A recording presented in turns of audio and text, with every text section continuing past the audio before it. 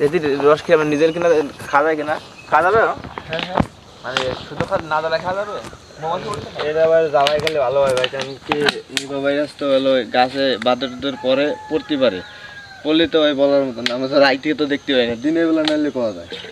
প্রিয় দর্শক, শীতের দিন সকালবেলা আমরা যাচ্ছি খেজুরের রস খেতে। তো এই ভাইয়ের এখানে আমরা খেজুরের রস কিনতে আসছি। তো খেজুরের রস ভাড় নিচে 250 টাকা।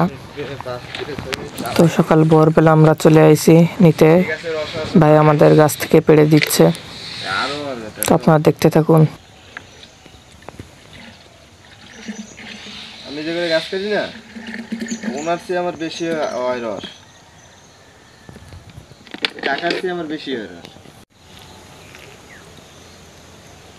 এই একখানে বেশি হবে এই বোতলটা ভাই। আরে ভাই আরো বেশি হইতে হবে।